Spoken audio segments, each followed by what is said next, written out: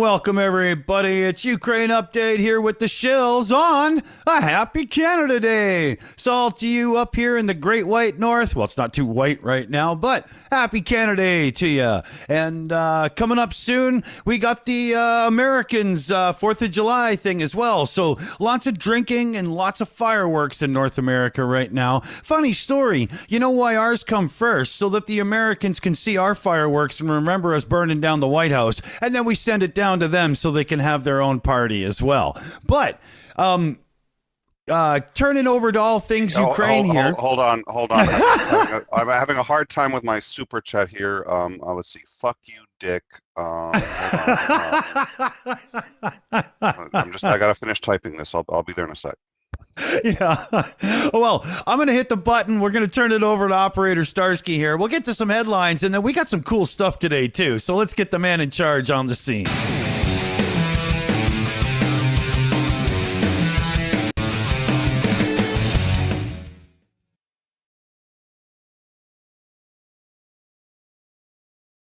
Oh, I don't hear you, Starsky. I'm so sorry. I forgot to turn on my mic. So operator Starsky here, and we had less strikes on Kiev during the past week, more strikes on other cities. There was this big strike on Kramatorsk where the pizzeria was hit and multiple people were killed and wounded, including some of famous Ukrainians, Ukrainian YouTubers. Roman was there as well, and luckily he's okay. And we also know that yesterday Russians hit a school in school in Pokrovsk region of Donetsk Oblast. 2 employees of the school were killed, the janitor and I believe one of the teachers. And also 6 people were wounded due to this strike. It was not a military object, it was a simple school. So another, oh my God, I'm so sorry. Another interesting info is that in June, Air Defense of Ukraine shot down 150 missiles and 166 strike drones. And both our missile forces, mobile groups, and other units worked very, very hard this month to intercept those targets. I think it's a great result. Also, apparently, the Russians started the campaign against Wagner because they don't see Wagnerites as their heroes anymore. Recently, there were several reports in the Russian media portraying Wagnerites in a bad light. And one thing they mentioned in some of their recent updates was that it took Ukraine. It's basically what I'm talking about for like the past several weeks, that it took armed forces of Ukraine 2 weeks to capture 8 villages. It took joint terrorist forces something like more than 100 days to take Mariupol, and it took almost a year for Wagnerites to take Bakhmut. So they started this this information campaign against Wagnerites.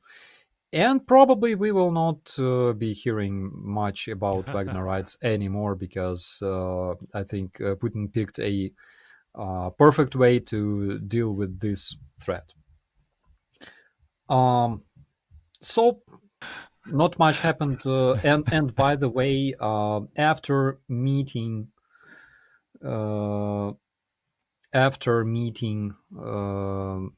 Russians in Russia, the representative of Pope Francis said that obviously war in Ukraine will never end, because he was so optimistic about it. He literally thought that it will be enough to just come to Russia, visit Moscow, and say, "Can you please leave in peace?" And the Russians will be like, "Oh, okay, no problem. Yeah, sure. Why not? Why not? How didn't we think about it previously?" So he was very, very disappointed. He spent 3 days in Russia. He met this children kidnapper that is wanted by the International Crime Court, and they talked about children stuff. Holy, like this shit is it fucking infuriates me. How can you go to Moscow, meet a person that is fucking wanted by the International Crime Court? Oh, Jesus Christ. Yeah.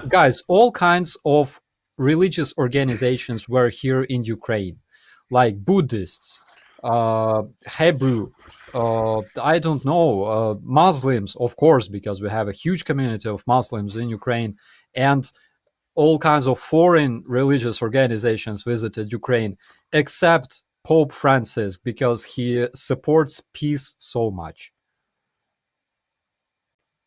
Yeah. On the other hand, I don't think that he will change it.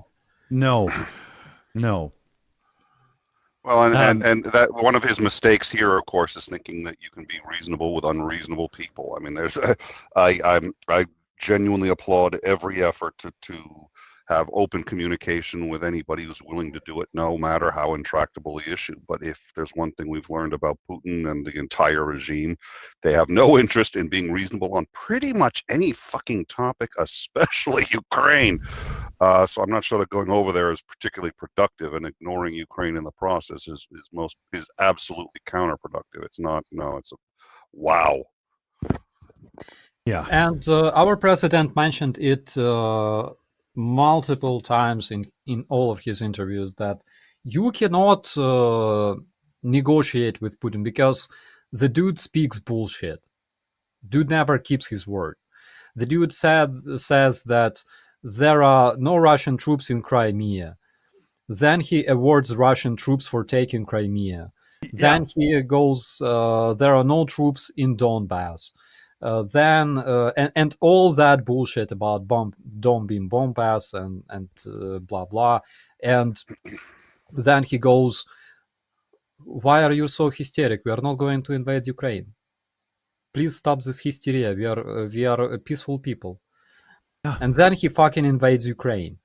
And you cannot talk, you cannot negotiate with this person because he's a fucking bullshitter.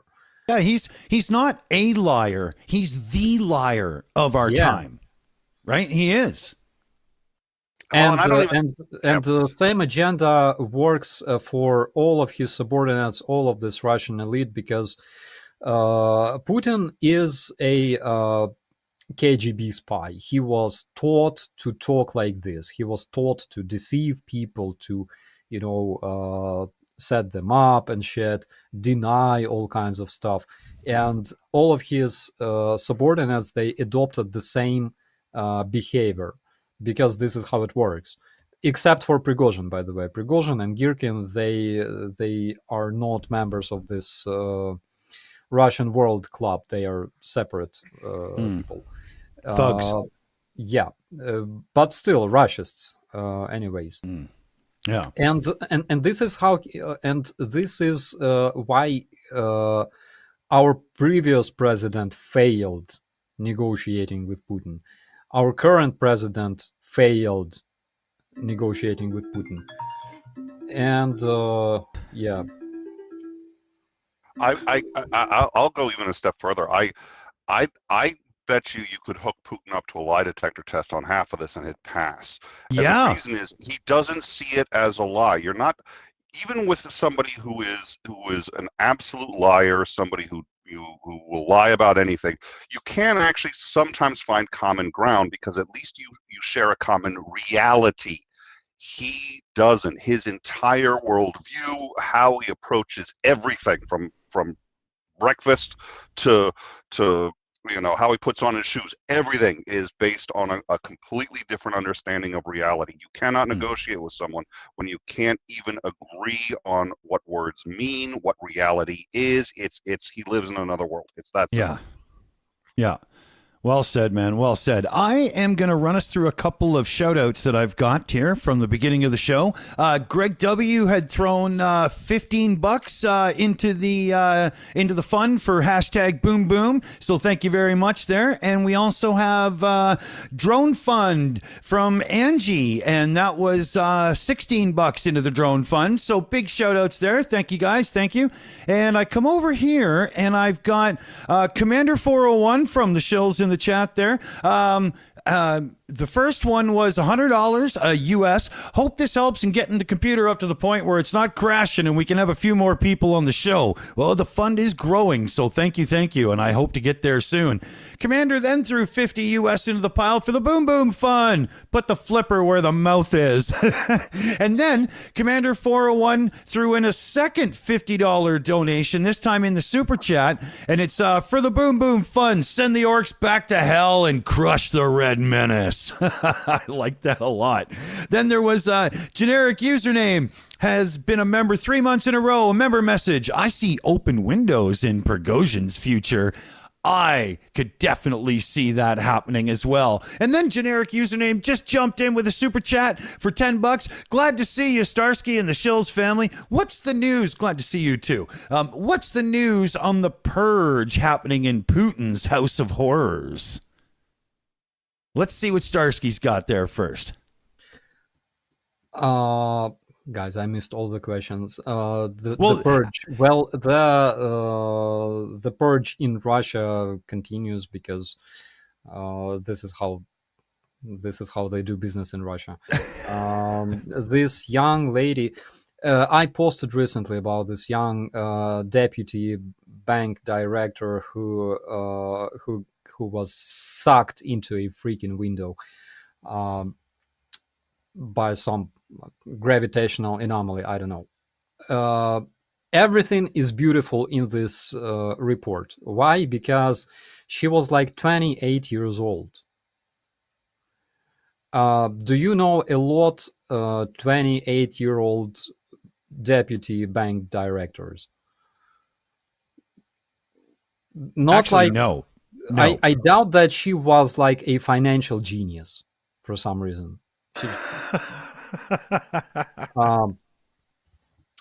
But this is how they do business in Russia. Very much, very much. A couple extra super chats to get to. Nicholas and you're Lamar. contractually, my understanding is with YouTube, you're actually contractually obligated to read all of them, if I recall. Oh, yeah. So Nicholas Lamar Suter jumped in with a pathetic little super chat. Yeah, I can color it if I want. And it's, fuck you, Dick. Oh, that was real. Wow, I didn't think, I listen, I was shocked to learn you guys were monetized. I've seen your content. I didn't think it was true. Hey, if I hadn't have paid YouTube, overtime wouldn't even be there yet. So come on now. Okay, paying them fair, off for you. Fair. So Cats had a member message. Fucking Putin, Slava Ukraini with the proper colored hearts. So that's an awesome one. Thank you. Great transition there from Nick's bullshit too. So thank you very much, Cats. And then we had our first super chat from Jane Carson. Jane asked Starsky, how do I get the Starsky patch from the completed NAFO campaign? $10 super chat too. So thanks, Jane. Welcome to the show and all. From what I know, you gotta fill all the forms on the website, including your address, I believe, post address that that you want to use to receive the patch. Um, it's like this. The guys usually contact me and they ask if I want to participate in such campaigns, and of course I would like to participate if it helps Ukrainian soldiers. And then they go, okay, you just do your stuff and we will take care about the rest. So I don't really know how it works in most cases. Right. That makes total sense too. I mean, how many hours are there in the day, and how many do you get to sleep, right? So, and it's so embarrassing actually, because I feel very, very bad because I promised to make several videos for NAFO 69 Brigade. They already brought us more than 10 vehicles for the front lines, pickup trucks, good quality pickup trucks. And I promised to make several videos for them. I freaking failed because I literally have zero time for that. But I will do that. Because the guys completely deserve it. Yeah, it's just keep trying to catch up must be almost impossible for you, right? I mean, yeah. We had another super chat come through. The Killer Rabbit of Carpanog donated $5 through the super chat. Starsky, can I donate a Colorado 10th Mountain Division license plate to a Ukrainian 10th Mountain Brigade member? The 10th is venerated. Dumb idea or good? I think why not? Sounds like a cool swap. I bet they'd be right into it. Yeah, absolutely. I have several coins from First Californian Battalion of the National Guard, actually. Cool. Yeah. Cool. So I think we should get over to Dave, because I see we got some questions that are piling up and whatnot, and we should let the viewers direct where we go next. Quite possibly. There is a loud noise outside my room, so you can currently hear it because some of the glass isn't there anymore. We have a question. My hand can feel it. From Trine, any updates on the Ukrainian writer from the Kramatorsk strike? I know she was in critical condition before. Unfortunately, I don't know how is she now. Hopefully she will be fine. I've heard that her condition was stabilized. That's probably the most important thing. Yeah. Definitely. There's one here from Shelley. Hello to you. What's with the new barracks in Belarusia? So there were new barracks built for the Wagner raids, allegedly. And according to our information, those barracks can accommodate approximately 8,000 Wagnerites. There was a rumor that they can be probably used to attack Kyiv once again. But General Zaluzhny said that 8,000 men or 25,000 men, even 35,000 men will not be enough to take Kyiv, of course, because Kyiv is populated by several million people that have guns. And and of course, we have several units stationed in Kyiv, around Kyiv, including my unit. So, Hey, we got Commander McMillan in here too. Let me get you all set up in the background first here, buddy. Hold on. Good evening, Commander.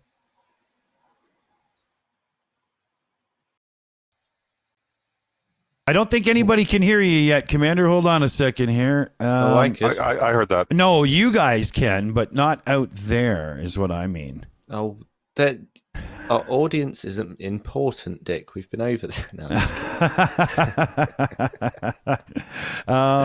what I'll do, I'll continue asking a few questions then. Buy you some time. There's one here from Anne. Hello to you. Do you know something about something new about the NPP and Bakhmut and Tokmak?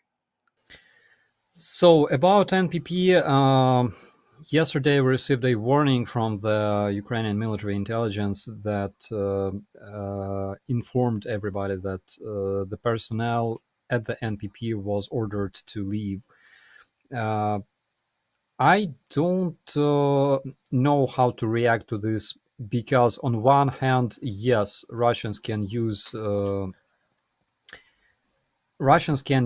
NPP as to blackmail Ukrainians, basically, to use it as a weapon of fear. They can use NPP to literally finish the war, because Putin has zero idea how to finish the war in the way that would benefit Putin. Okay. And basically, by destroying NPP, they can make an excuse that they have to evacuate Russian personnel from Ukraine to save them from radiation. And basically, this is how they can finish the war. On the other hand, on the other hand, if they destroy the nuclear power plant, that will be exactly the red line that they were told not to cross, because this can also result in them losing everything, losing their fleet, losing Crimea instantly, and majority of their troops, because NATO will react to this. So it's like it's very hard to tell. We can only guess about it. As for Bakhmut, there is some progress made by our troops. They continue returning their positions on the flanks of the Russian forces that control Bakhmut. As for the situation in the past month, there, specifically in the area that is controlled by my boys, because we have a battalion tactical group there that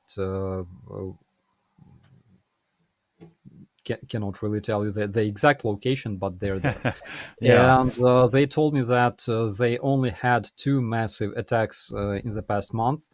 Russians brought tanks, they brought helicopters, and they tried to completely surround their position and cut them from the rest of the forces. But as soon as those tanks met our ATGMs, they decided to GTFO, and that's when the Russian troops were massively obliterated by our defenders. And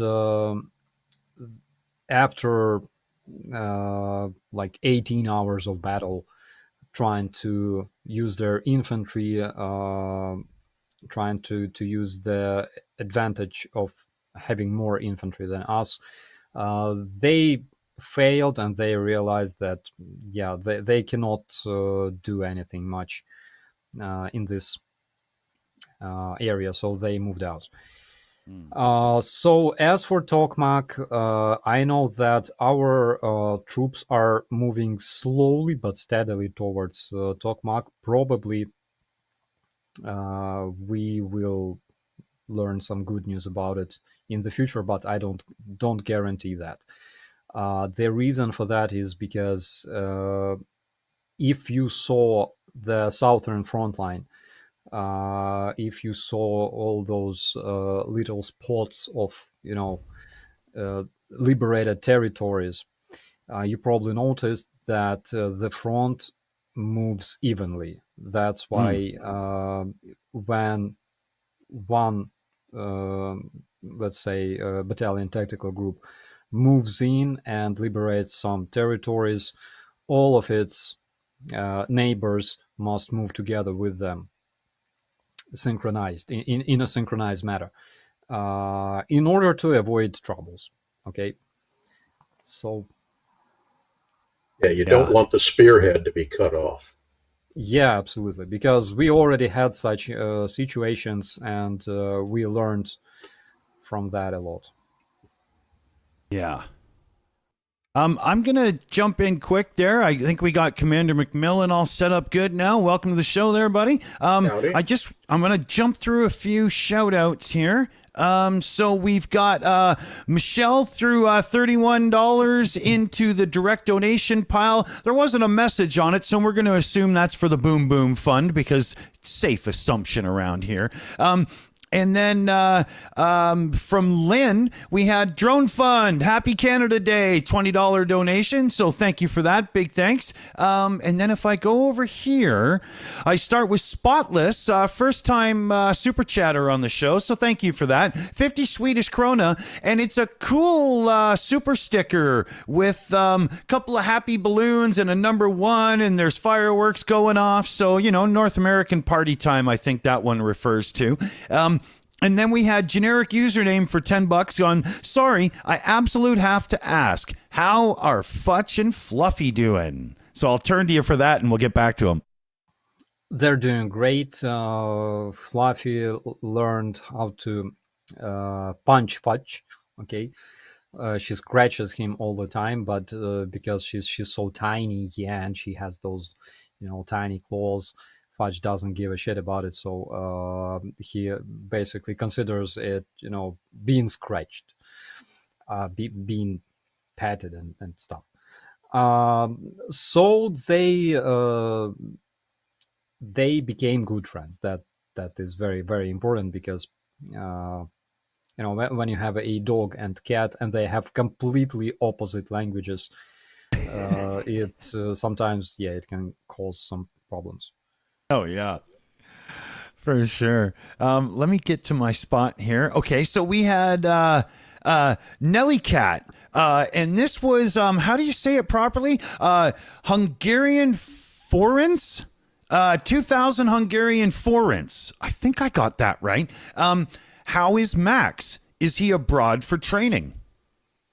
Yes, he's abroad. He's in Europe right now. I don't really think that he can meet people much because they have intensive training, but he's doing well.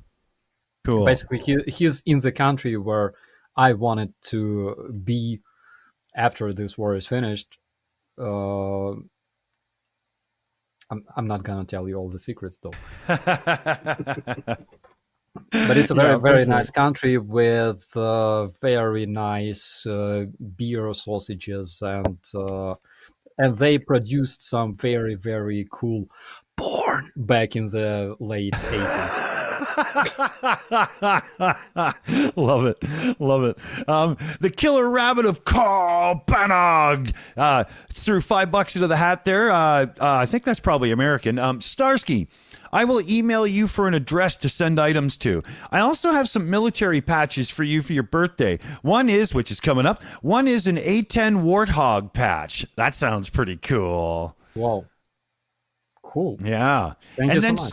Yeah. And then Skits Crasher jumped in and gifted out 5 Shills Master membership. So thank you big time there, Skits. And they went to Mrs. T, Ladybird 79, Cheryl Watley, Murray Duncan, and Allie. Awesome. Cool. And then I'm almost caught up if I go to level 70 with a super chat for $7. Hey, Starsky, do you know how many Russian helicopters were destroyed after the attack in Berdansk airport?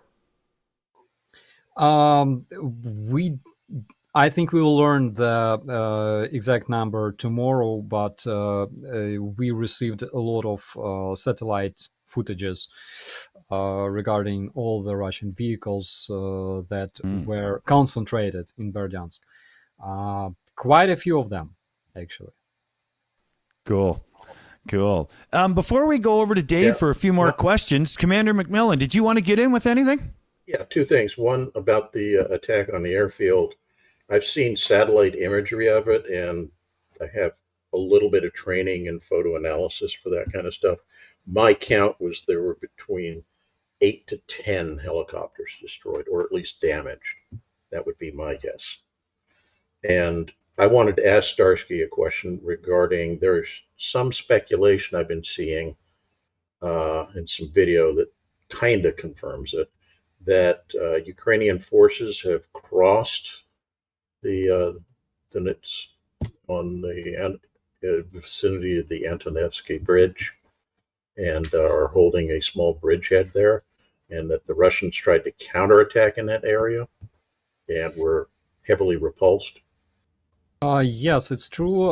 It was confirmed today by our official sources that they successfully crossed Antonovsky Bridge. They made a foothold on the other bank of Dnipro, and Russian attacks were repulsed because basically they don't have much resources to attack in that direction. A lot of their troops were moved. It's almost like they pulled them out after they flooded the river. Yeah, exactly. We had information that they kind of wanted to return their troops, and there were some speculations that actually they moved back. But from what we saw near Antonovsky Bridge, it doesn't look like that. There was another super chat that came in. A member message. Sorry, same thing, really. Benny Verhoeven in the chat said, I'm a 4-month-old, or I'm 4-month-old, with all these big laughy symbols and stuff. So obviously I wasn't paying attention to the live chat. There's got to be more that I'm missing there. And I see somebody saying congratulations. So tag me in a chat message there, Benny. Let me know what the hell's going on here. And then there was one other thing I was supposed to do, but there's actually Skid Crasher that has that said that his birthday will be tomorrow. Oh, okay. Happy birthday there, Benny. Awesome. Cool. Awesome. Lots of birthdays coming around here. Lots of birthdays. Very cool. There was something I was. Oh yeah. Okay, so let me get this loaded up here.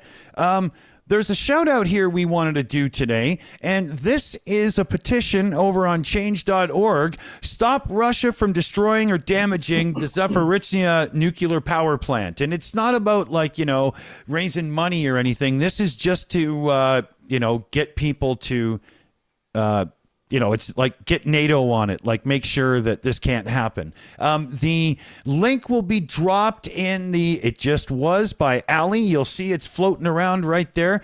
She'll drop it a couple of more times as well to give everybody a chance to pop it up. And that's a petition that everybody should go and sign. So let's get this spread around on social media and shit too, right? Yeah, and one thing I wanted to mention is Greta Thunberg arrived to Ukraine. Cool.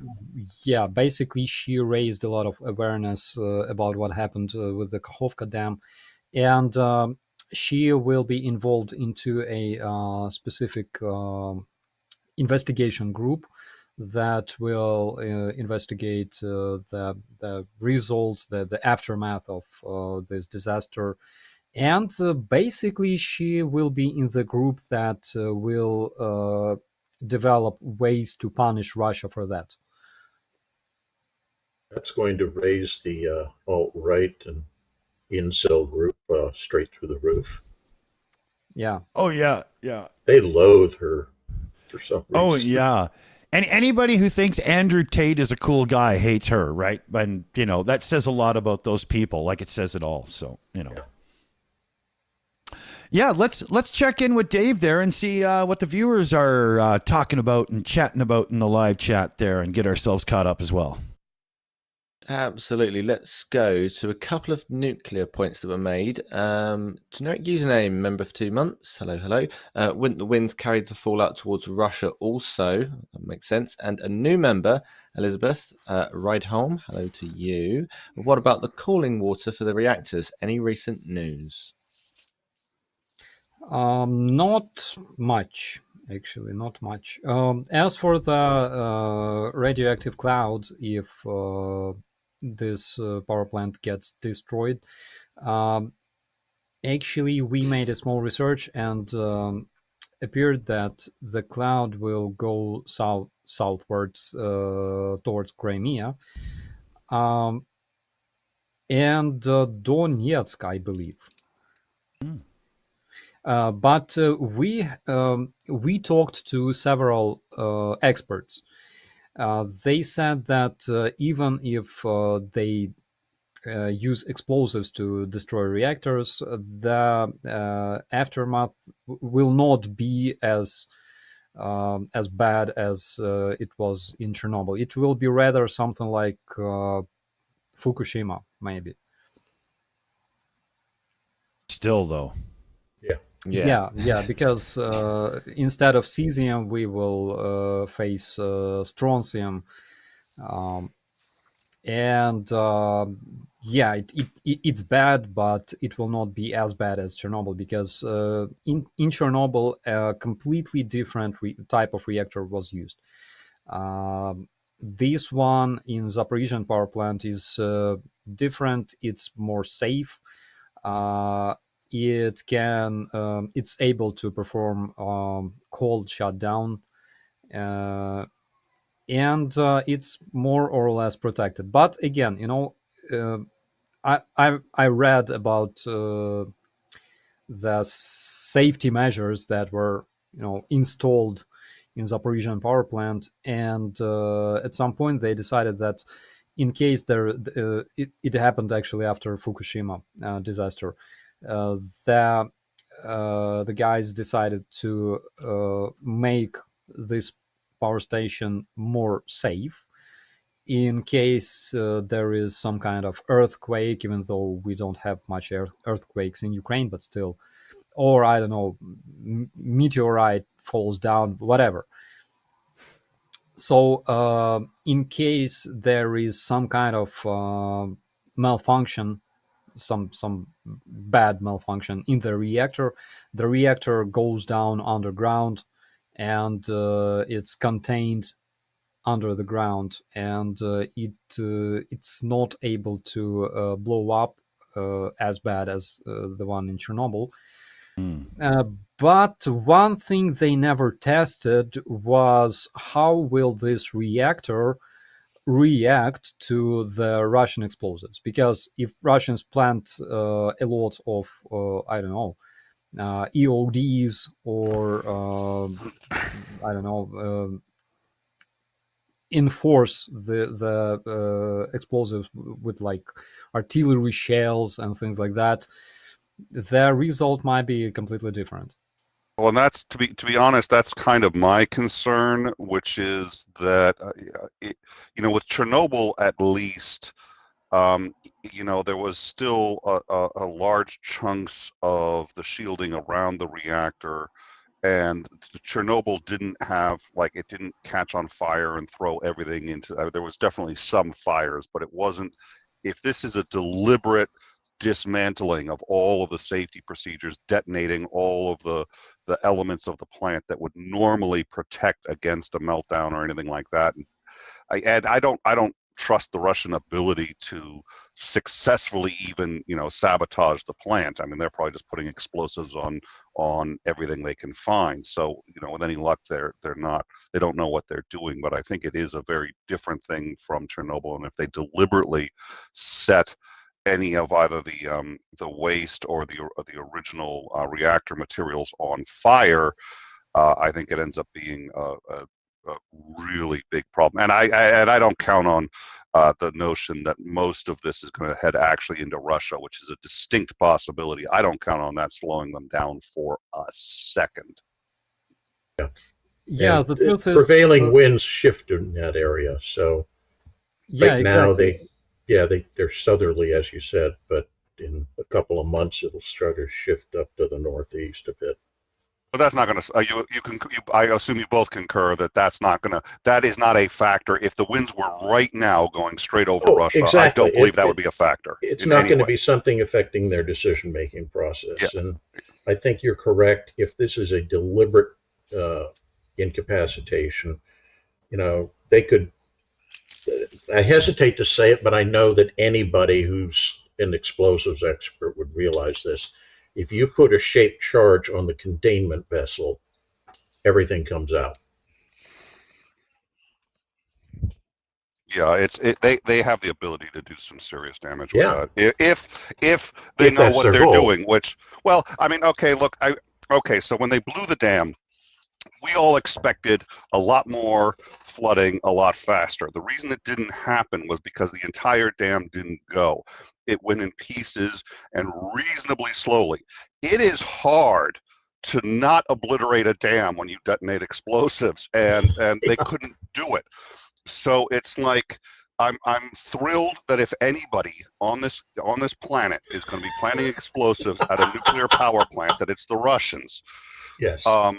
But it's still, I think it has the potential to be far worse actually than Chernobyl, because it's deliberate sabotage, including of all of these safety procedures. But again, I don't think they thought it through enough, and Putin may have given the order, let's make sure that, and then they're just going to hand explosives to some guy who's out of his 3 days of basic training and say, here, put these explosives and blow up the plant, and he's going to be like, oh, where do they go? I don't know, just do it. Yeah, another problem is, on one hand, again, destroying the nuclear power plant does not benefit Putin at all, because he was given clear signs, clear messages that he should not do that. In case nuclear weapon used on the territory of Ukraine, or a dirty bomb, or such disaster as destroying the nuclear power plant, this will cause NATO to move troops to Ukraine to react to this, because NATO countries will also be harmed by radiation. That's 100%. And if this happens, basically Putin loses everything. He doesn't want that. He clearly understands that this will literally cause him to lose the war. On the other hand, we saw how it worked with Kakhovka Dam. In case the nuclear power plant is destroyed, Putin will go, Ukraine did this. And then countries like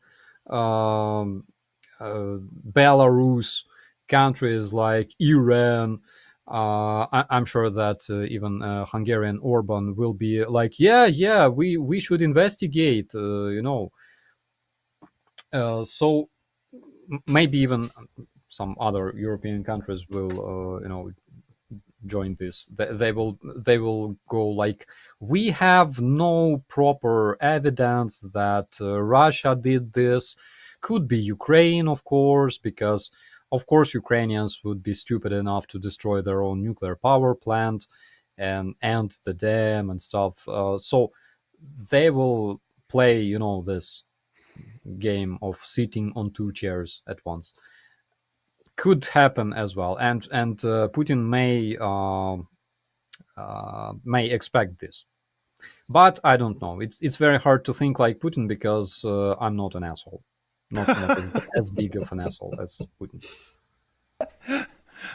That's funny. Couple of super chats and donation things, shout outs here I want to do. One was from Roger L. $50 into a direct donation, and it says it's for Dick's Computer Fund. I'll explain what that is before we're done today, but yeah, there's some upgrades needed, and holy shit, are they above my pay grade. So big shout there, Roger. Thank you. And then I come over here to Generic Username, who threw into a $20 super chat into the fund. Thank you there, Generic Username. It's so common to see Ukrainians reducing hundreds of invaders to fertilizer every day, sometimes hundreds in a few hours. How do the orcs even have a population anymore? I don't get it. They have a never-ending supplies of soldiers, unfortunately, and their mothers, they don't care at all, unfortunately. But one thing that makes me happy is basically when, and we talked yesterday about it, when Prigozhin admitted that the Ukrainian reports about the Russian losses are basically legit, because Russians can lose thousands of men on a daily basis. And I'm very happy that Russians had opportunity to hear that. Yeah, that was insane. That was very weird. I thought I was like I'd gone through the looking glass. I was Alice in Wonderland because I was like, wait a minute, this is Prigozhin and he's being honest and he's not even. It wasn't this sense of I'm defeated. I have to admit the truth. He was just like, look, here's the reality, just so everyone knows. And it's like, wow, that was surreal. Yeah. But one of the things is that Shoigu and Gerasimov very carefully filter all the information that comes to Putin about the fighting. And they've basically been sugarcoating everything. So one of the things that Prigozhin was trying to do, I think, was to make him aware of how bad things are so he would fire the two of them. But the problem is Putin doesn't use internet. Yeah, I know. That's the point. Well, and you had said this earlier too, Commander, that it was like, okay, so when the Allies invaded Germany, nobody wanted to wake the Fuhrer to tell them, and it's like they need instructions. They need to know what to do. The Allies have just landed. This is it. This is the beginning of the end. And Hitler was asleep. And they're like, well, who wants to wake him? And it's like, well, whoever wakes him, he may just sit there and say, and he's in so much denial about how much trouble they're in that he may just sit there and say, wait, you'd wake me for this? We're going to repel them, obviously. And whoever woke him gets a bullet to the head. So nobody wants to tell the truth because denial is so strong, you're going to get executed for it. And that's, And that is further exacerbated by the fact that the Russian military has almost an ingrained culture of lying about stuff. Yeah. So you tell the boss, we conducted this great exercise and we had 1,000 men out doing this and everything. And you look actually, and they'll send a few pictures and you look at what actually happened, and it was maybe 100 guys, and they took very carefully edited, selected photos, and that's what they forward to say how great they are, because all the rest of the money gets siphoned off for something else. Yeah, good shout. Couple of shout outs here I can do quick. From Cinnamon in the chat, $40 Canadian for the tech upgrade. Slava Ukraini. So big shout out there. Thank you. I will put it in the correct pot. Hopefully that will be very soon. We had a super chat come in from Stephen Walsh for $100. Boom. Can we count on Putin being in control of the units on the ground that could touch off an explosive just through incompetence? And he blames the traitors from last week? We need to stop these murderous clown show. And I mean, you can't trust that motherfucker. No way, Well, I'm not an expert, but I suspect most of them, or maybe I'm misunderstanding what the question is, but if the question is pertaining to explosives in say, Zaporizhzhia or anything like that, I suspect all of those can't be really touched off by accident. Most explosives are deliberately, you have to really make an effort to detonate them. Now, if you've wired the whole thing up and you have, all your systems are hot and you're waiting for someone to push the button, well, then maybe it can happen, but you really have to go out of your way to screw something like that up that badly. You'd hope so. I mean, it starts to sound like a Scooby-Doo cartoon with people carrying around little bottles of nitroglycerin. Oops. Or in like the first Guardians of the Galaxy when Rocket is telling Groot, okay, don't blow this till all the good guys are out of range of the. Oh, blow it now! He starts trying to hit the button. He goes, no, don't hit the button. We're all there right now. Don't hit the button. Groot blow. No, don't destroy it. Don't make me tell you about the Battle of Leipzig. Exactly that happened. Oh, really? Yeah, I'm not even familiar with that. Yeah, they'd wired a bridge because the French were trying to retreat across the river, and the idea was once the forces had gotten across the river, you blow the bridge. And they started out by saying, Brigadier General so-and-so, you stand here, and, when you get the signal, you blow the bridge. Except he got called away to something else, so he left Major so-and-so, who got called away, who left Sergeant so-and-so. And by the time it was all over, there was a corporal there. And the moment he saw enemy soldiers, he blew the bridge up, leaving roughly a third of the French army stranded on the other side. Wow. It's pretty hard to get their traditional surrender in if the bridge is gone. I'm just kidding. Yvonne Way had chucked in Ouch. $5 through the super chat with a really cool super sticker that it said "Hiya" with a cool animated cartoon person and stuff. So that's my interpretation of it there. I do interpretive dance, don't you know, but only from my chair. So thanks for that, Yvonne. And let me check all the other places I have to look. Oh, and Tiny Captain also just threw in a member message. Member for 14 months, no less. Do Putin use Sputnet instead of the internet? There was an idea to isolate Russian internet, actually. So they created this sort of like intranet, okay? Intranet called Cheburashka. And I think they started talking about it probably like 10 years ago or something like that. So they created this intranet basically like in China, I think, with all their internal social media and yada yada. But I don't think they will switch to intranet soon enough, because they still need functioning channels of delivering information and bullshit to the masses. So I don't think that they will cut YouTube or do anything like that anytime soon. Yeah. But as for Putin, it's a legit information. He doesn't use internet. I don't even think that he has like smartphone or something like that. He receives all the information in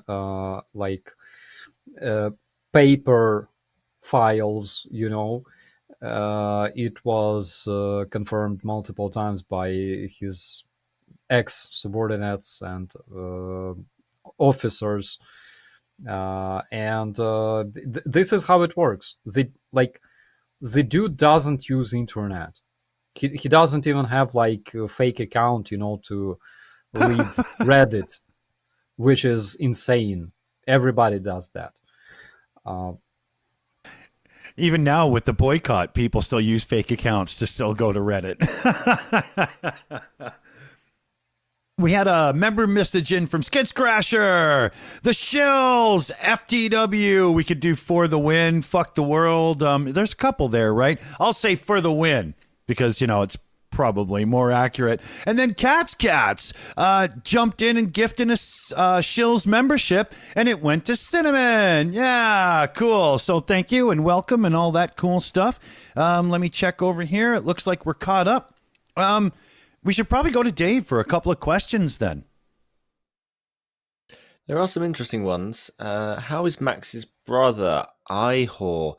Max was worried about his brother being sent to the front lines. Thanks, Raven. I just received a message from Max, and he scared the shit out of me because the message was only saying one letter, F. And F is the letter, it's actually the key you press to pay respect. People who know. And I was like, what the, his brother, that's first thing I thought about. And I was like, everything okay? And he's like, yeah, I just, pressed F just mistakenly.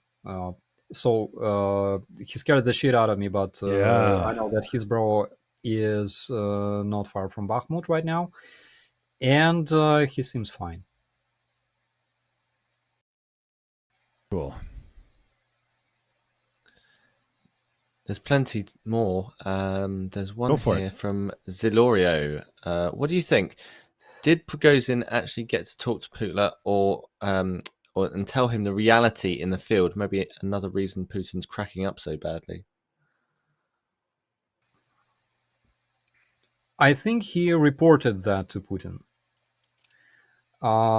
I think that Putin knows a lot about what happens on the front line, considering the fact that he actually commands like platoons on the front lines, which is ridiculous, but it was reported so multiple times.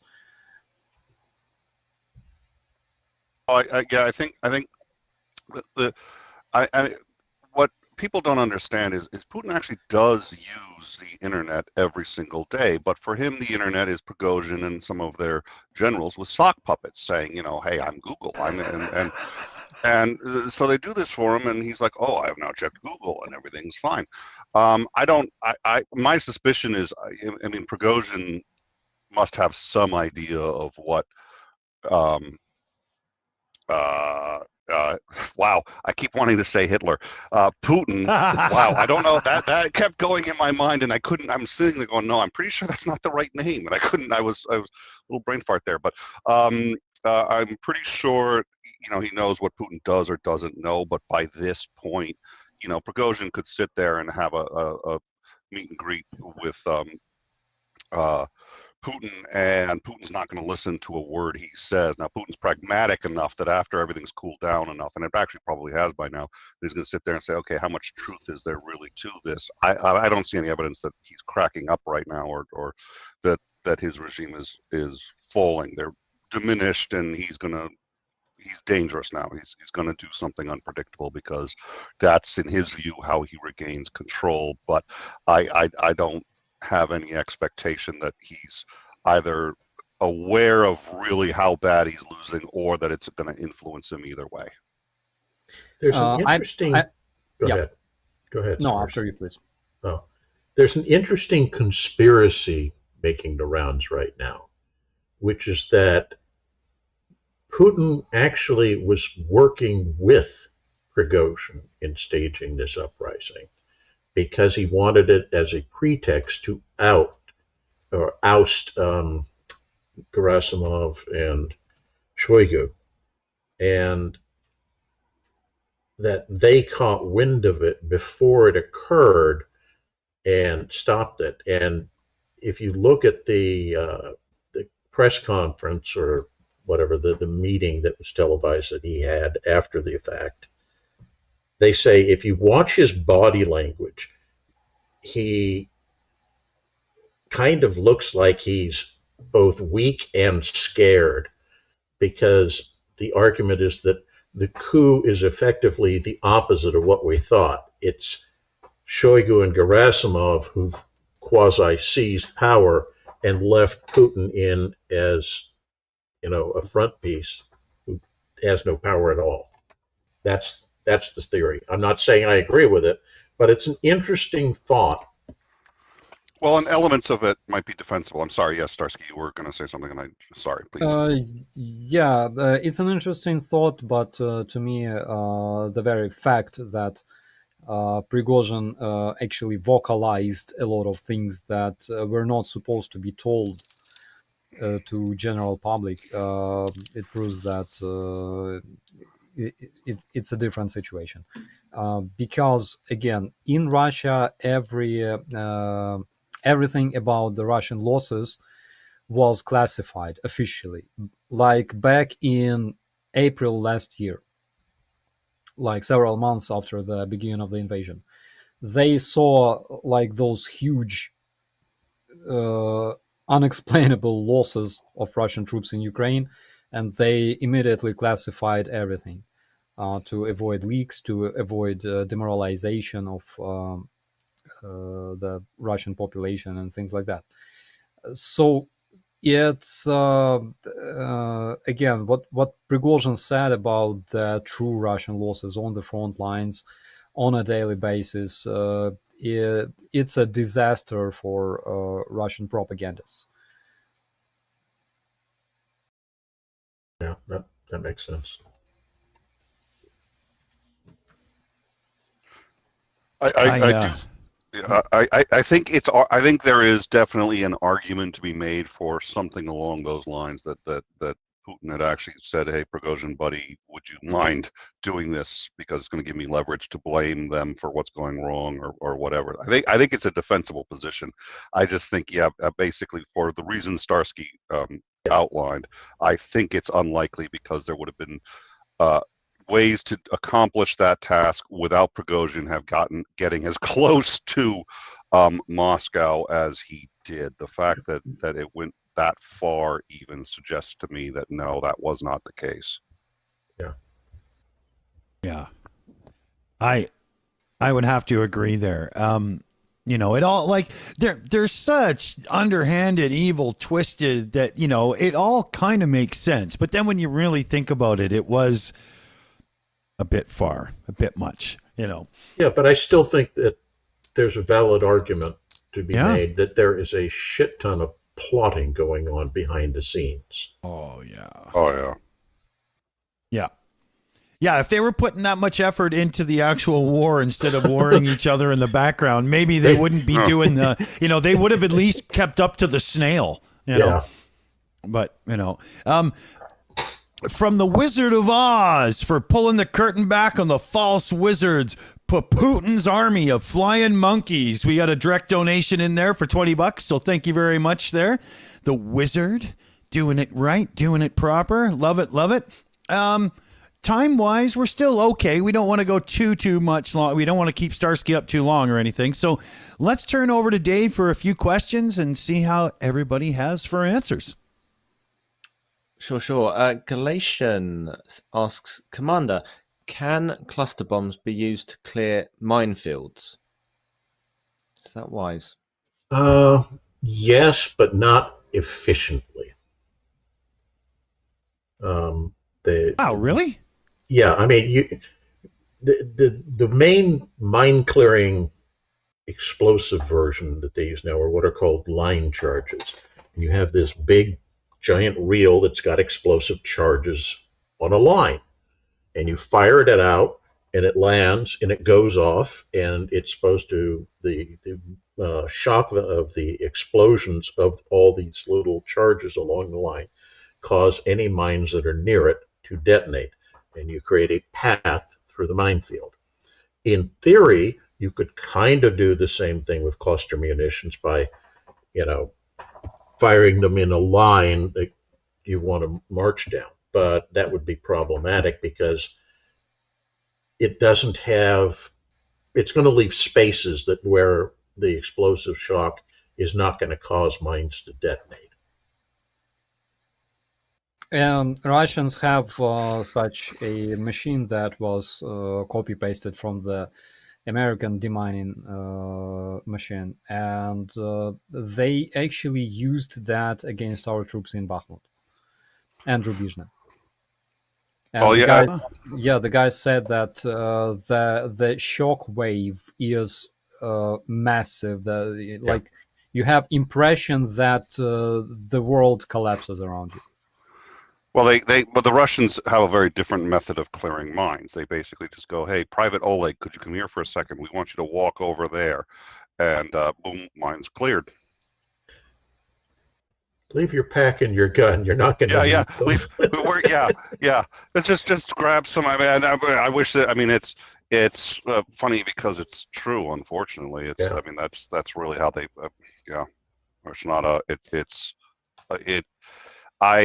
I don't want to sympathize or empathize with Russia too much, but the abject, what's the word? Callousness. But if you're one of the troops in the Russian military, the abject hopelessness, the constant grinding of just watching everybody around you die and nobody cares. It is the antithesis of life. It is just horrific. And then to be under the generals that they have, and then to have it all under Putin, I can't imagine worse punishment than being in Russia in any capacity. Yeah, it's true. Russia is not the place you want to go to for a vacation with your family. No, unless they're the in-laws and you're not really fond of them. Here, I'll just drop you off. I'll be right back. Hold on. Not much fun in Stalingrad, no. Generic username had thrown $10 into the super chat fund there. If Prigozhin's actions make Putin look weak in front of the Russian people, what does that actually mean? We haven't seen an all-out revolution yet. Not going to. That's a really good question, though. I'm going to let everyone else answer that, but that's a really good question. First of all, Russian followers of Putin, they don't like seeing Putin weak. They don't want to believe in this. And because Russian fascists live in this imaginary world, and they confront reality very, very much. That's why when you give them evidence that actually, Putin could be freaking removed in a single night, they will be like, no, I refuse to believe this. So his followers themselves, they don't want to see him weak, and we will not see a revolution in Russia until they have something to eat. Basically, all the uprisings, all the massive uprisings and significant uprisings in Russia happened when they had nothing to eat, like Hungary revolt that later caused the revolution in Russian Empire and things like that. So until they have like a piece of bread, vodka, and a pack of mayonnaise, they will continue living their normal life. Yeah. Well, if you look at history, almost every Russian uprising against the central government comes top down, not bottom up. So it's the boyars against the czar. It's plotting in the central committee against the premier. Today it's who knows what, but it's the same kind of thing. It's the oligarchs who are going to be pushing Putin out, and then somebody else will arise. The masses don't join until they're convinced it's safe to join, because they've been conditioned over centuries of understanding that the moment you say anything against the regime, you are vulnerable and they're going to come in and massacre you. Yeah. Now, I wanted to jump in here for a second. First off, there's Yvonne Way threw a member message into the chat, but there's not a member message in it. So it might have been a typo or something. Yvonne, tag me in the live chat if you want to throw something in on that. It could have just been a re-membership upgrade or something. Sometimes it just doesn't tell me, and I'm not 100% sure. Then we had Skits Crasher come in with a $10 super chat. Thank you all for all you do. And thanks to you, too, Skits Crasher, because, hey, I can talk. No, but you're a big supporter around here. Big shout out. Big thanks there. We have to go over to the other window here. And we had Catriona Procops. Oh, my God. I'm going to fuck it up right there. But we had a drone fund donation in for $15. It says message from, and then it's just gone. So I'm not going to, I might be in a position where I'm about to dox somebody and I don't know it. But this is one of those moments where the PayPal emails have started to screw up. It seems to happen a lot these days, so it kind of fucks me up. But thank you very much. Thank you very much. I think we're caught up there. And I wanted to get to something here now. Starsky, singing lessons. How are they going? Holy shit, they're going incredible. I attended like 5 lessons, and I was picking like random songs that I liked, but I couldn't sing because my singing sucks, and I mean it. I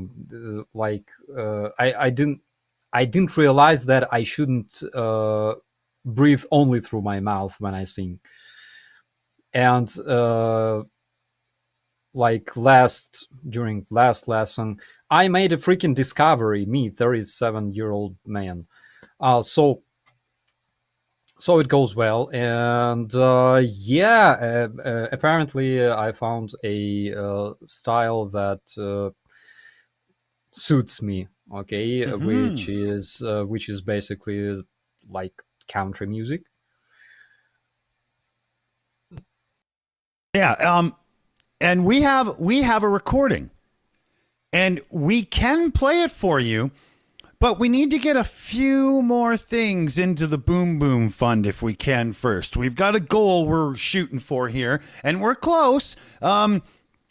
To be honest, we're pretty close, but converting currencies and stuff is just a little bit too much to do on the fly. So I'm kind of winging it and guessing. So here's the deal.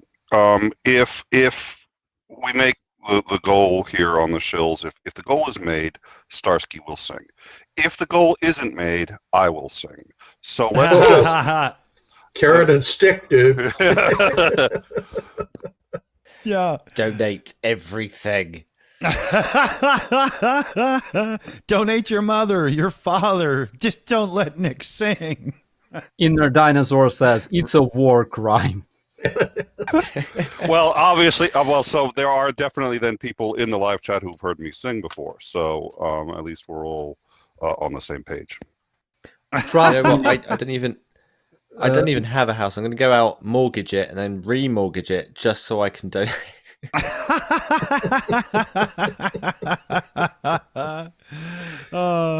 Yeah, so we'll see if we can just get a couple of more super chats or donations in through the thing, and then we'll play a little video of Starsky doing an amazing job. Well, I'm not going to ruin it now. It's seriously, it's like my 5th lesson ever in my life, and before that, guys, I couldn't sing at all. Does anybody else here have visions of Ferris Bueller and the clarinet? Never had one lesson. No, but it's good. We've already heard it. We actually know. Well, Commander McMillan didn't hear it. He wasn't here on for the pre-show chatter. But yeah, let's see. We'll give it a few minutes here before we play it, and let's go over to John Poltler. I'm not sure if that's, I just don't want to pronounce it like Pootler, right? You know, like I'm not sure what to do there. I really struggle to think an ex-KGB colonel doesn't have his control freak nose in every bit of this war he started. The nasty SOB. Love you guys. Good shout. Good shout. Can I comment on that? Please. The Russian system is very compartmentalized. Each group has its own functions. And in many cases, each group has its own private army. And the whole idea is that control of that information and those resources that get up to the boss, you shape what happens. So if he says, I need 1,000 troops deployed here, you say, okay, and then you go out and you get, convicts and send them out there with some guns. And the battle is lost. And, well, you told me to do it, boss. Obviously, I should be running this war because your plan didn't work. That kind of stuff goes on all the time. Well, and there was another piece of news, by the way, that wasn't reported earlier. It looks like there's a U.S. firm that's actually been contributing to the war effort. Ocean Gate, it looks like, is donating subs to Russia to upgrade their units, and I'm very excited about that. But okay, bad joke. Okay, never mind. Okay, fine. Don't laugh at my jokes. That was pretty funny. I got it straight away, and nobody else reacted. And I was like, have I got the wrong company? It was too sudden a change of direction. Okay, fine, I get it. But...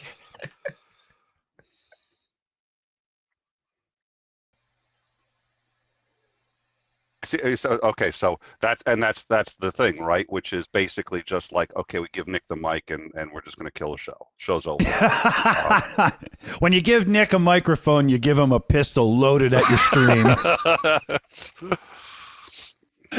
Okay, so we had a few super chats come in here. So yeah, we're going to be playing some music here. You guys will love this. So first, let me get through the one list and I'll check the other list. So Michelle Ferguson donated $10 through the super chat for the Boom Boom Fund. Thank you very much. Thank you. Oh, it just scrolled on me. Okay, there we go. Benny Verhoeven threw $20 into the Super Chat fund. Starsky, please catch up with Mercado if you have time. I want Starsky to sing. Sorry, Nick. Yeah, absolutely, because Mercado arrives to Ukraine on my birthday. Oh, cool. Yes, Oh. such a happy coincidence. I don't think that he planned this specifically because he didn't know about it, but he will be here next week. And I don't know, maybe it will be a good idea to have like a stream together or just make a video together. We will see. Well, Starsky, we've got the stream. I'm about to put the event up for the 9th on 10 o'clock your time, right? Do a little happy birthday stream. See if he can pop in with you. Yeah. Wouldn't that be would fucking great. cool? Right? Absolutely. Yeah, and then you guys should do something together though as well. Absolutely. Let me get caught up here again. So Yvonne Way threw $10 into the super chat. I can't remember what that one is right now. For the Boom Boom Fund with a bunch of cool fire icons. I like that. Yahweh donated $10 through the super chat. Come on, you lurkers. I like that one. Stephen Waltz dropped $50 into the super chat. It was bizarre to see those people at Rostov taking selfies with fish face. Clown show. What are your thoughts on that? Sing, sing. As I said, a lot of Russians support Putin, but there are still people who don't like him. And generally, it's Moscow Times, for example, several days ago published an article saying that record number of Russians doesn't support the Russian invasion. And there are people who don't like Putin. It's not like Putin is supported by 80% of his population. No, it's much less than that. But the problem is 80% of Russians, no matter if they support Putin or don't support Putin, they hate Ukrainians. Which is something that we're not very fond of around here. So, I'm going to run through a few more to get caught up here. Michael Michaels donated New Zealand $2 through the super chat on behalf of Fluffy for the Boom Boom Fund. Meow. I like it. And then Tone Ottenson donated, I think that's Norwegian Krona, 101 through the super chat. I want to hear you guys sing a cappella. We could get something together and use one of those services where it syncs us together so we could actually do it in remote locations. Be a good idea. Lynn S. donated $7 through the super chat. No message, so I think that's just make Starsky sing. And he's not singing live. We've got a recording, right? Generic username donated $30 through the super chat. Take my money, damn it. Okay, damn it, we will. Thank you, generic username. I love it. Killer Rabbit of Carl Bannock donated $5 through the super chat. The video of Megar eating mountains of popcorn out of drone cases sitting on the tailgate was absolutely hysterical. I'm sure everybody agrees there, right? For sure. And then there was a couple of donations that came in too. Carissa Hayward sent in $10 to the Boom Boom Fund. Love it, love it. Boom Boom Fund is always welcome here. And then there was Stephen Bridges sent in $65. Hashtag Boom Boom Fund. Big shout there, Stephen. Thank you, thank you. And Nadav Ben Shlomo, one of our biggest supporters and contributors on the Shills. We always remember you, buddy. Boom Boom Fund. Awesome. Big shout. Thank you very much. And Sitting and Thinking threw in $32 into a direct donation. Shill Drone, hashtag Boom Boom. Awesome, awesome, awesome. We are caught up. Yeah, guys, regarding a cappella, please don't have high expectations regarding my singing because, again, I couldn't sing and I don't consider myself being, experienced in singing as of now. It's just a small progress I made between a week ago, 2 weeks ago, 3 weeks ago. Anyways, 5 lessons. And I can already produce some sounds.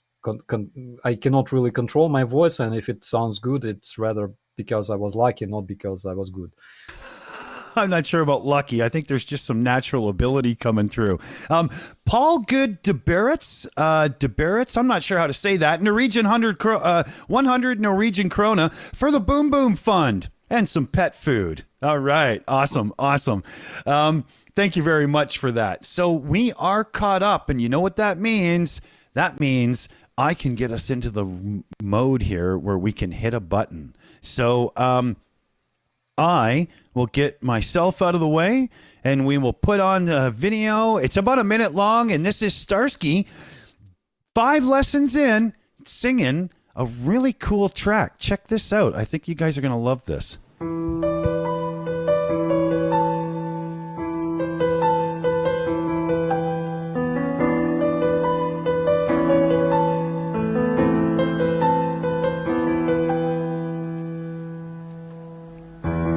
In our headlights, staring bleak, beer cans, deer's eyes, on the asphalt, underneath our crash plans, and my lies, lonely street signs, power lines, they keep on flashing by, and we keep driving through the night. It's late goodbye, we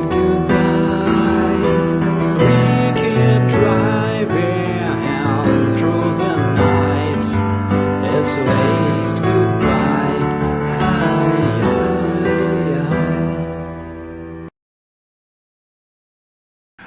Well done, buddy. Well, Thank you. It's done. nothing special, really. Nothing special because, like, I can't really control my voice yet, but I'm working on it.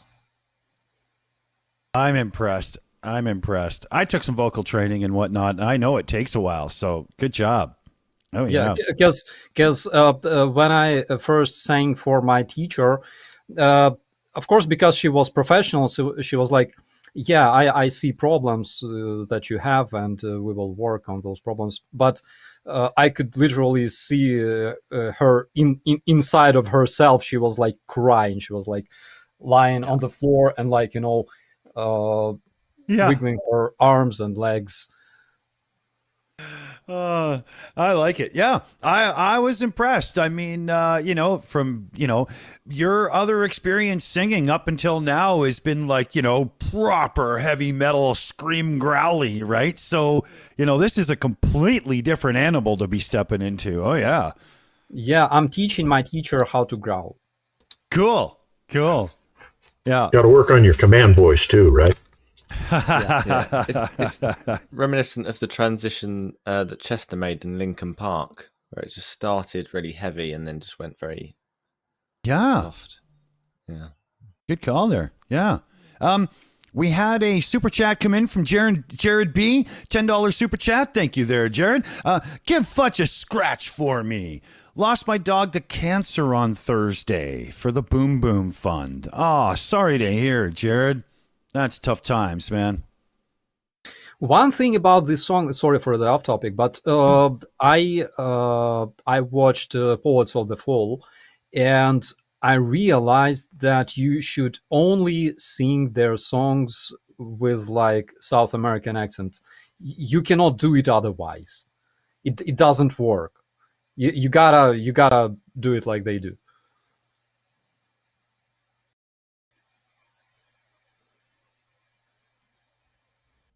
I know the group, so I'm happy. Yeah. I've got one more video here that just was sent over to me that I'm going to drop in. It'll start. I got to pause quick, change a setting, and then it'll play properly. It's just a thing. There's nothing I can do about it. Okay. So here we go. Hold on. Yeah. You guys will like this. I'll put it full screen too. So it's all nice and cool.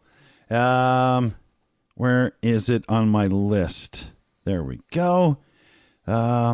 Almost. Sorry, everybody. 1 second here. I just got to turn the...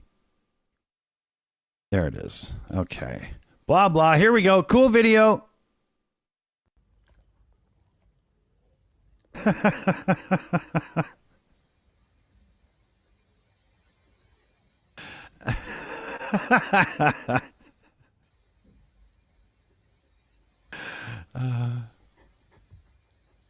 Yeah. Fudge's face. Am I good? I'm letting it touch me. I gotta get a copy of that. That is just, oh my. That's precious. That's awesome. Good share, Starsky. Good show, buddy. That was awesome. Oh, man. Well, we're getting close on time here. Starsky doesn't want to be up too late. He is kind of a busy person compared to like myself and quite a few others. So, is there anything on the panel, like Nick, Commander, anything you wanted to bring up before we're done and dusted? And I don't mean your lunch, you know. I'm good. I can't think of anything else to add. So I think we're all very glad that we were able to listen to Starsky sing instead of me. Last time I sang, I got notified from Google that the #1 trending question on Google was, "Does Dr. Jack Kevorkian still practice?"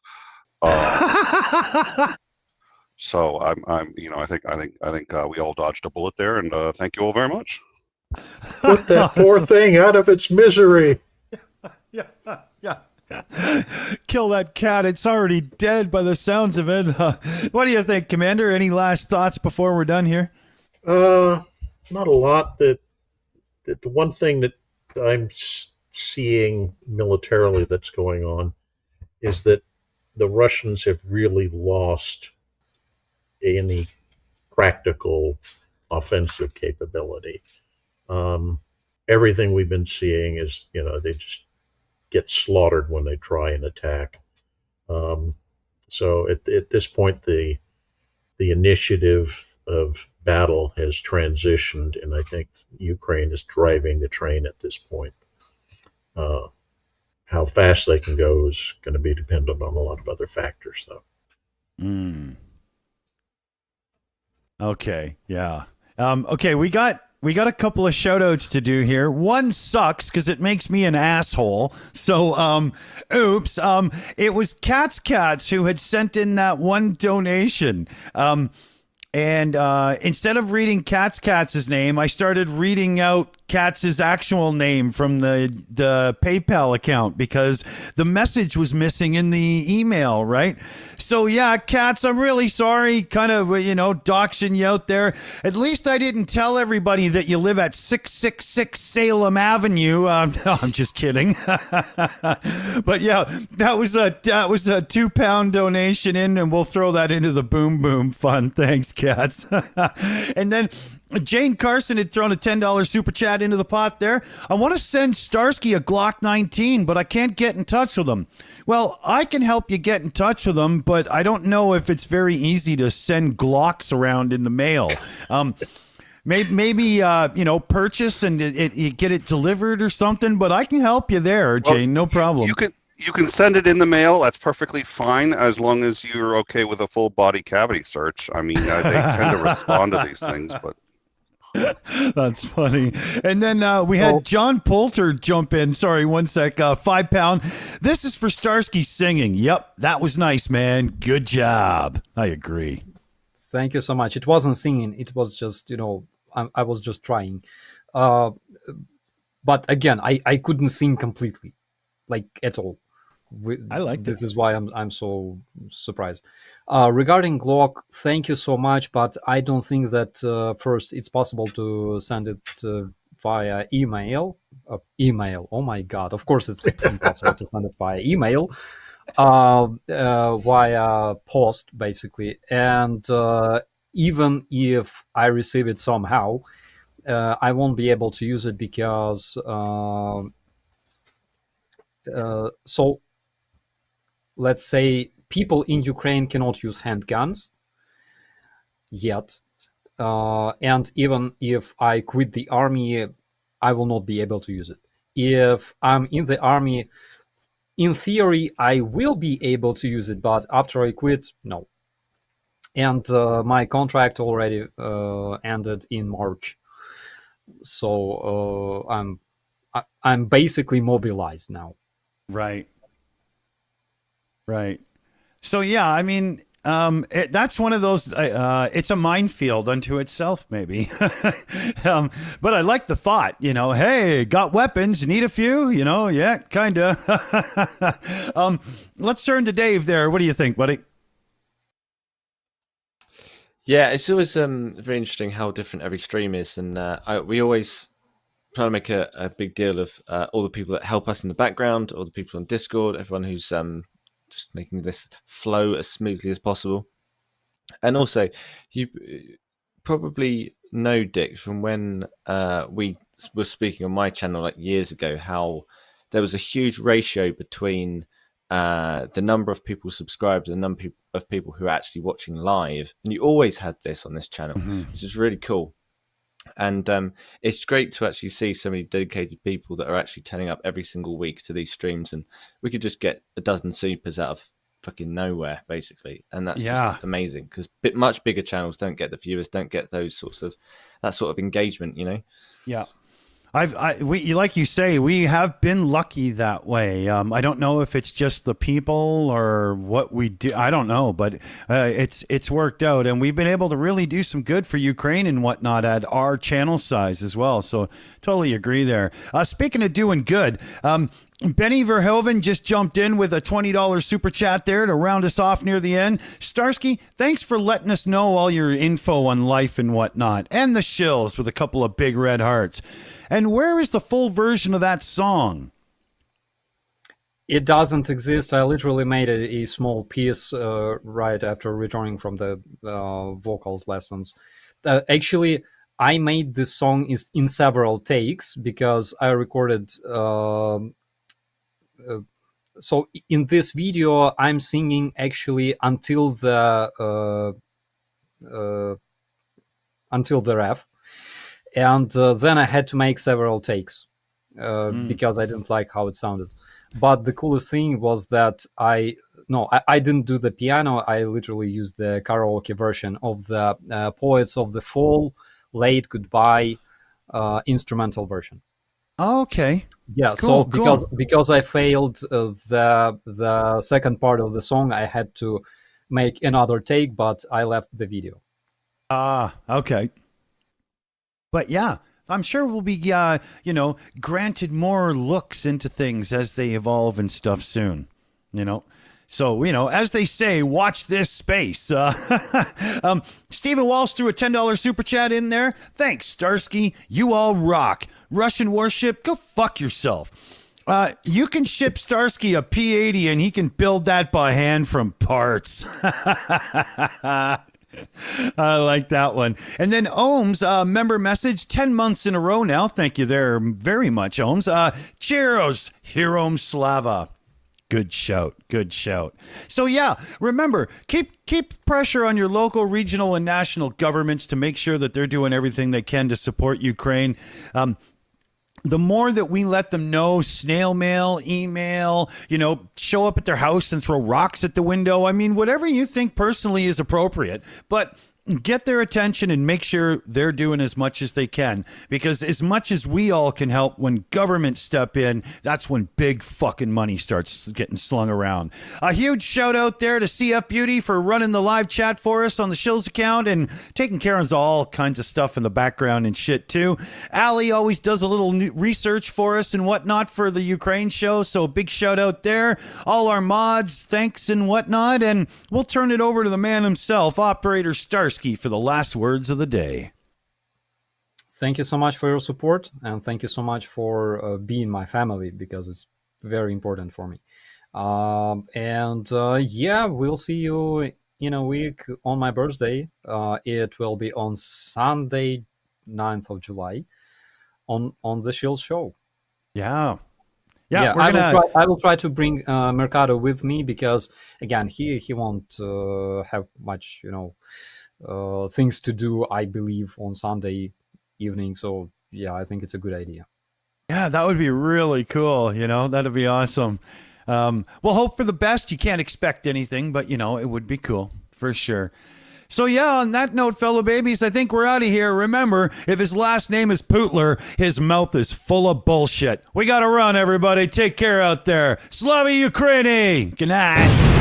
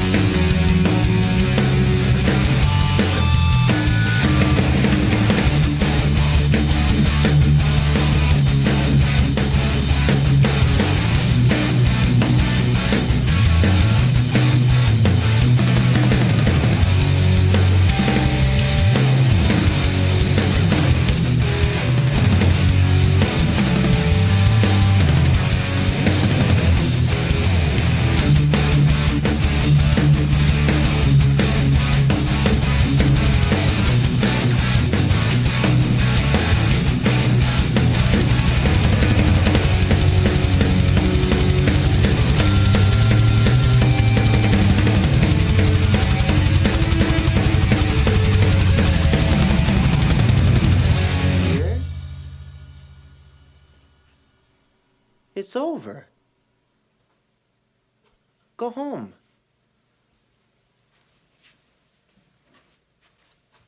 Go.